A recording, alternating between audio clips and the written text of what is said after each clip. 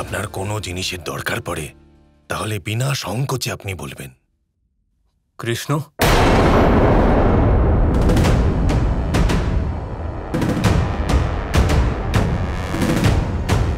সকল গ্রামবাসী এখানে এসেছে, কিন্তু ওই কৃষ্ণ ও এখনো আসেনি কেন? ও কখনো আসবে না। এই বাড়ি বা বাড়ির আশেপাশে ওর আসার অনুমতি নেই।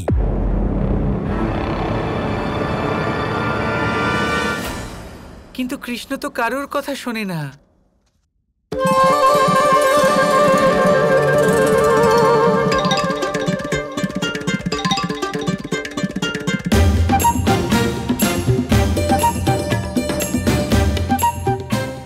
কৃষ্ণ যেখানে যেতে চায়, যখন যেতে চায়, ও নির্দ্বিধায় সেখানে চলে যায়। এমন মনে হয় যেন সাক্ষাৎ মহাদেবের কৃপা রয়েছে কৃষ্ণের উপর। কোনো কৃপা নেই। যাই হোক না কেন, আমি ওকে এই বাড়ি বা বাড়ির আশেপাশে আসার অনুমতি কখনোই দেব না। আচ্ছা, তার মানে আপনি এটা বলতে চাইছেন যে কৃষ্ণ এইভাবে এইখানে দাঁড়াতেই পারবে না? কখনো না। মানে আপনার কথা অনুযায়ী কৃষ্ণ এইভাবে রাধারানীর হাত ধরে নিজের সাথে রান্নাঘরে নিয়েই যেতে পারবে না? কখনো না। ও এসব কিছুই করতে পারবে না, আর না তো আমি তা হতে দেব। তাহলে নিশ্চয়ই আপনি যা বলছেন তাই হবে। ঠিক আছে রাধা, শোনো, আমার সাথে রান্নাঘরে চলো।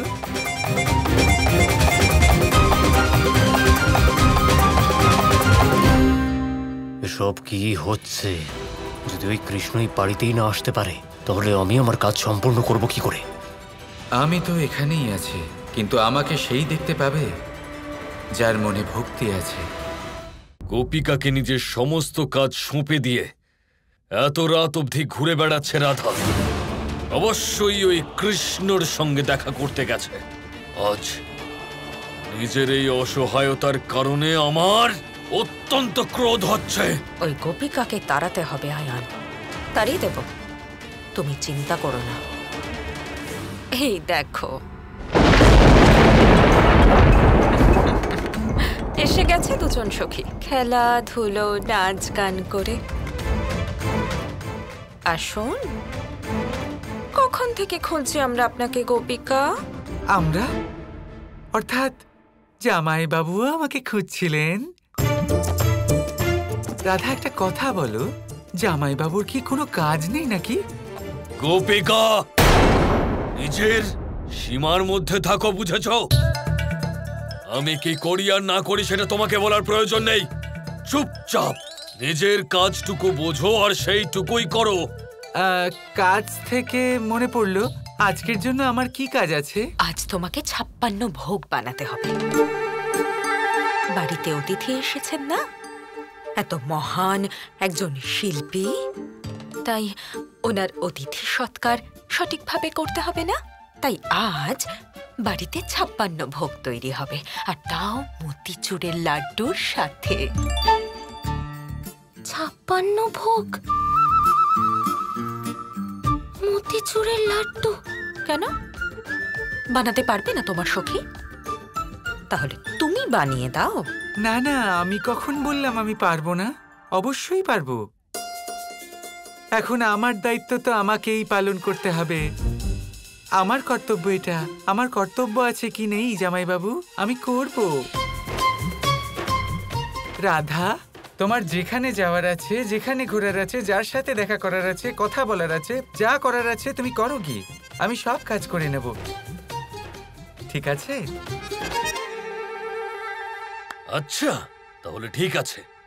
এবার শোনো, এই সমস্ত কাজ সময় মতো হয়ে যাওয়া উচিত। উনি কি সবসময় এরকমই রেখে থাকেন? হ্যাঁ হ্যাঁ, সেসব সব হয়ে যাবে, কিন্তু আপনি এটা বলুন, আপনার মতো মহান এক যোদ্ধা রান্নাঘরে কি করছেন? আপনি কি সাহায্য করবেন? করবেন নাকি জামাইবাবু? জামাইবাবু, আপনি আমাকে সাহায্য করবেন? চলো মা, রাধার এই বন্ধুর বাজে কথা শোনার কোনো ইচ্ছে মাত্র আমার নেই। শুরু করে দাও গোপিকা।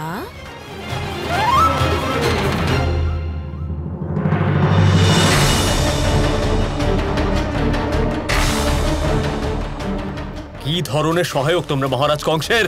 আরে কেমন জায়গায় তোমরা আমায় নিয়ে এলে, যেখানে ওই কৃষ্ণের আসার কোনো অনুমতিই নেই? আমার কৃষ্ণকে অথবা ওর কোনো প্রিয় জিনিসকে স্পর্শ করতেই হবে। তোমরা শীঘ্রই কিছু একটা করো, নয়তো আমি কৃষ্ণের বদলে তোমাদের দুজনের মৃত্যুর ভবিষ্যৎবাণী করে দেব।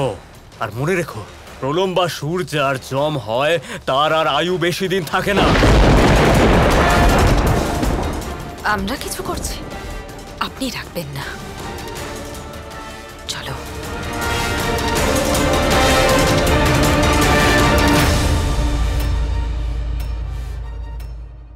ছাপ্পান্ন ভোগ মতিচুরের লাড্ডুর সাথে তুমি বানাবে?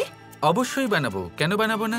আচ্ছা, শুধু মতিচুরের লাড্ডু বানাতেই 4 ঘন্টা লেগে যাবে, আর তারপর তোমাকে 56 ভোগও বানাতে হবে। এটা তো সম্ভব নয় একেবারেই। মনে হয় আজ সন্ধ্যাবেলা তুমি আমার সাথে দেখা করতে পারবে না।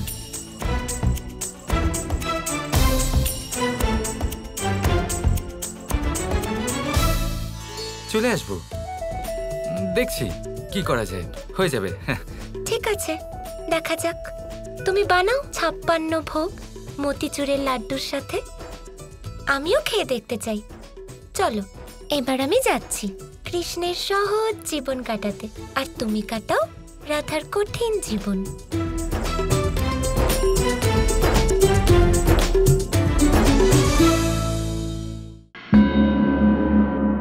তোমার কোনো প্রিয় জিনিস আমাকে দাও তো। কেন মা?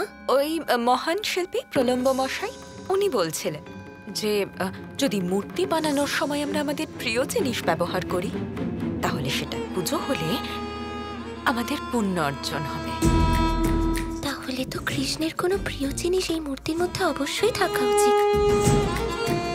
ঠিক আছে মা, আমি আপনাকে আজ সন্ধ্যাবেলায় দিয়ে দেব।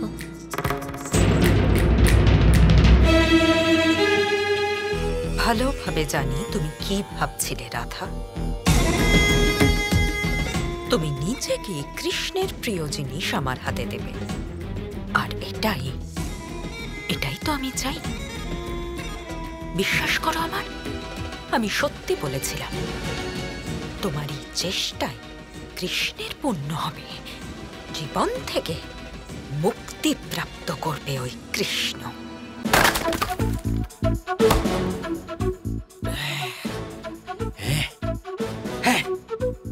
শুধুমাত্র কানাইয়ের কথায় সত্যনারায়ণ পুজোর এত বড় যজ্ঞ হবে, যার জন্য এত কাঠ লাগবে। কিন্তু এই কাঠগুলো জঙ্গল থেকে কে আনবে?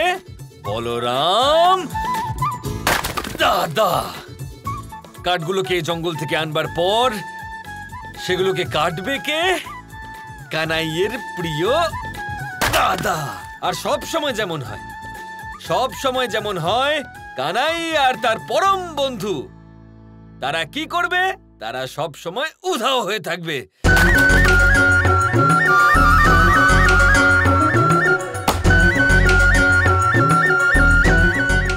দাদা তো খুব রেগে আছেন। আমাকে তাড়াতাড়ি কৃষ্ণের কোনো প্রিয় জিনিস নিয়ে জটিলা মাকে দিতে হবে। কিছু একটা করে কৃষ্ণের ঘরে প্রবেশ করতেই হবে। কিছুদিন আগে আমরা কথা বলেছিলাম যে আমাদেরকে নিজেদের বিবেকের সাহায্যে সুজন আর দুর্জনকে চিনতে শিখতে হবে। কিন্তু কিভাবে চিনব? কি গুণ থাকে তাদের? সুজন কি সে যে আস্তিক হয়, যে ঈশ্বরকে বিশ্বাস করেন, যে তাকে ভয় পান? নাকি দুর্জন সে যে ঈশ্বরকে বিশ্বাস করেন না, তাকে ভয় পান না, শুধুমাত্র নিজের কাজ করে যান? আপনাকে বলে দিই, এই সুজন না তো আস্তিক হয় আর না তো নাস্তিক, তারা বাস্তবিক হয়। তাহলে আসুন আর বাস্তবিকতাকে চিনুন, আর জীবনে শুধুমাত্র আনন্দ লাভ করুন। আর আমার সাথে ভালোবেসে বলুন, রাধা রাধা।